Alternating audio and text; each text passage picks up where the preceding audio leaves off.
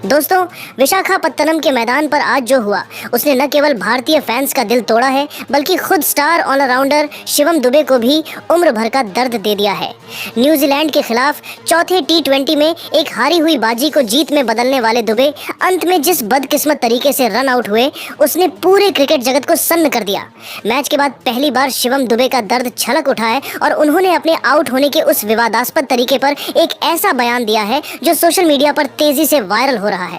दुबे ने भावुक होते हुए साफ कहा कि अगर उन्होंने वो एक छोटी सी गलती न की होती तो आज भारत यह सीरीज अपने नाम कर चुका होता। क्या है दुबे का वो सनसनीखेज कबूलनामा, चलिए आपको दिखाते हैं इस पूरी रिपोर्ट में। विशाखापत्तनम का मैदान आज शिवम दुबे के नाम की गूंज से गूंज रहा था। जब भारत ने 216 रनों के पहाड़ जैसे लक्ष्य का पीछा करते हुए अपने चोटी के बल्लेबाजों को खो दिया था, तब दुबे ने आकर 23 गेंदों पर 65 रनों की वो तूफानी पारी खेली जिसने कीवी टीम के होश उड़ा दिए थे। लेकिन 18वें ओवर में किस्मत ने ऐसी करवट ली कि पूरी बाजी पलट गई।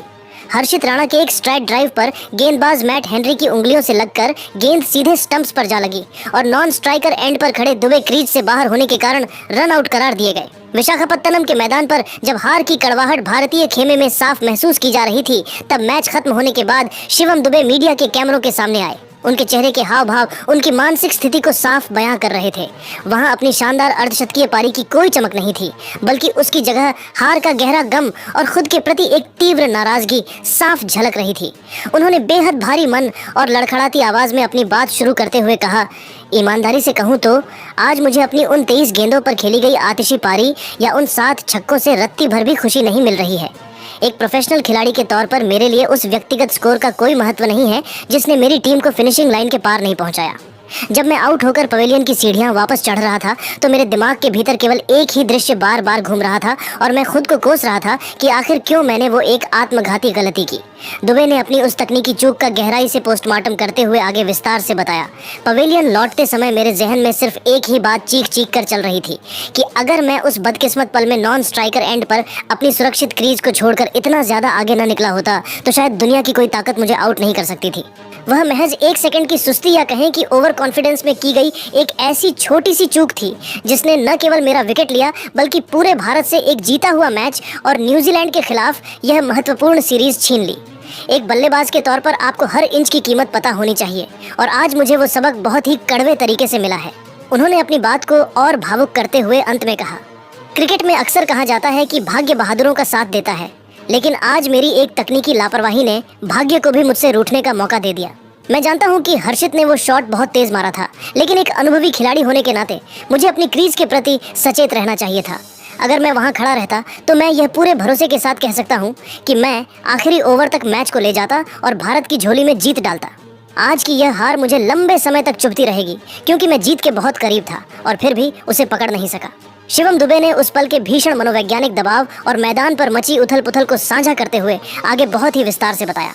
एक पेशेवर बल्लेबाज के तौर पर जब आप टी20 जैसे तेज खेल में होते हैं तो आपकी हर मुमकिन कोशिश यही होती है कि आप हर एक रन चुराने के लिए मानसिक और शारीरिक रूप से तैयार रहें।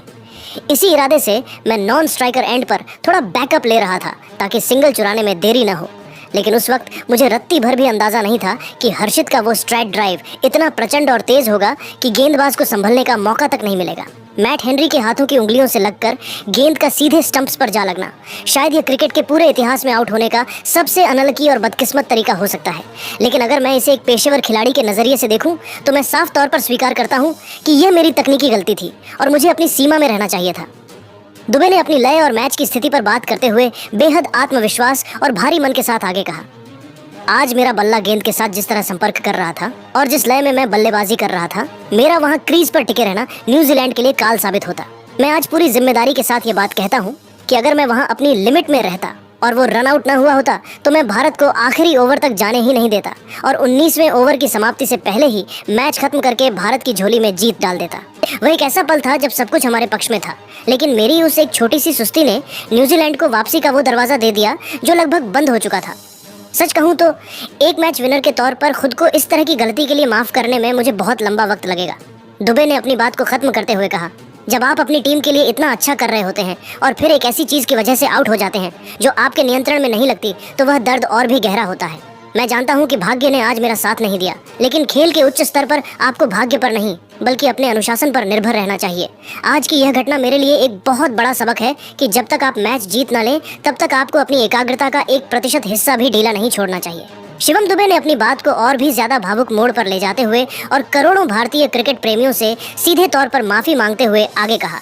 मैं इस बात को अच्छी तरह से समझता हूँ और महसूस कर सकता हूँ कि आज करोड़ों भारतीयों की उम्मीदें और उनकी जीत की दुआएं मुझ पर टिकी थीं। विशाखापत्तनम का वह क्राउड जिस तरह से मेरे हर छक्के पर झूम रहा था और जिस दीवानगी के साथ मुझे सपोर्ट कर रहा था, उसने मुझे एक अलग ही ऊर्जा दी थी। एक खिलाड़ी के तौर पर यह मेरा फर्ज था, मेरी जिम्मेदारी थी कि मैं अंत तक मैदान पर खड़ा रहता और अपनी टीम को जीत दिलाकर ही वापस लौटता। मुझे खुद पर पूरा भरोसा था क्योंकि न्यूजीलैंड के स्पिनर्स हों या उनके मुख्य पेसर्स, वे सब आज मेरे रडार में थे और मैं उनकी गेंदों को बहुत अच्छी तरह से पढ़ पा रहा था। मुझे मन ही मन पूरा विश्वास था कि मैं आखिरी 12 गेंदों पर बचे हुए रनों को आसानी से बटोर लूंगा और भारत यह मैच जीत जाएगा। दुबे ने अपनी आवाज में थोड़ी कड़वाहट और आत्मग्लानि के साथ आगे विस्तार से कहा, लेकिन दोस्तों, उस एक दुर्भाग्यपूर्ण और मनहूस रनआउट ने पल भर में सब कुछ तबाह कर दिया। वह सिर्फ मेरा विकेट नहीं गिरा था, बल्कि उसने कप्तान सूर्या भाई की शानदार फील्डिंग रणनीतियों और कोच गौतम गंभीर सर की उन हफ्तों की कड़ी मेहनत और प्लानिंग पर भी एक झटके में पानी फेर दिया। गंभीर सर ने हमें सिखाया है कि मैच को आखिरी गेंद तक कैसे ले जाना है, लेकिन मेरी उस एक छोटी सी सुस्ती ने उन सभी की उम्मीदों का गला घोंट दिया। मैं आज विशाखापत्तनम के उस शानदार क्राउड को निराश करने के लिए दुखी हूँ जिन्होंने मुझे इतना प्यार दिया। अंत में दुबे ने एक कड़ा संकल्प लेते हुए कहा,